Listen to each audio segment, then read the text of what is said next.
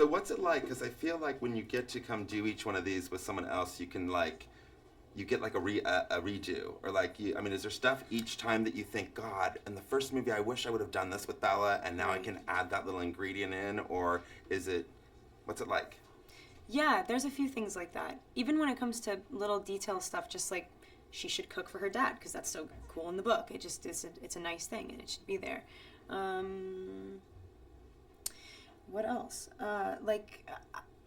It's nice working with a different director because you do feel like you can't get lazy or complacent. You have to, like, he always sort of comes. I mean, like at least with the last two experiences I've had, they have to because Twilight's already obviously been made and they've probably seen the movie. They have to meet Bella through me, like no matter what, which is just sort of a weird thing. It's like usually you make something with someone, and so it's cool. It's like it's awesome when they come in and make you reconsider everything because if we were working with the same person, we might just sort of go like, oh, we've thought of that. So, Tell me what it is you think. I mean, in this past couple of years, like, what is it about this that's making it, the books, the movies, a cultural phenomenon in itself? Do you have a sense yet? it's I don't know. We always I've asked fans that because we get the question all the time, and I always just have a really simple answer, which is just like, I really can like really easily invest in the characters. I'm sure everybody else.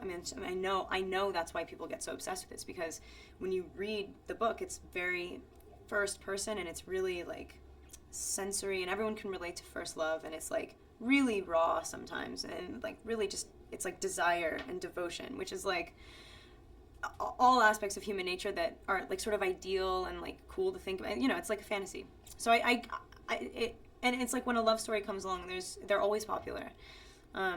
So I don't know why it's a cultural phenomenon, but and the fans always say like first love, just really simple stuff. They always just say really normal stuff.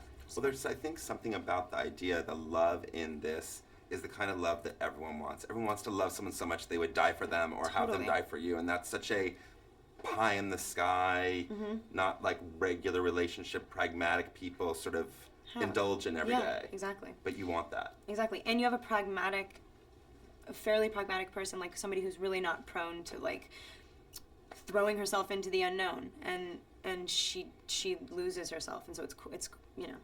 Well, I have this theory about the character of Bella and the way you approach her and play her is that you make her sort of universally, like every girl feels that they could be Bella, and you let her be real and genuine and tortured and awkward when she's awkward, and yet you don't ever apologize for it. Yeah, well, she doesn't in the book, and that's really how she is in the book. I mean, that's awesome. That's a huge compliment. But like, you know, she makes a lot of mistakes, but like, when it comes down to it, like the most important thing for her is that everything's like honest and truthful, and that's why she's able to fess up when she makes mistakes and say like, yeah, I'm really awkward, but that's the way I am. And like, I think a lot of girls are like that. Talk about the love triangle in this movie, because it's been there from since the last movie, really. But in this movie, it really comes to a place where it's like ever present, constantly. Right. Yeah.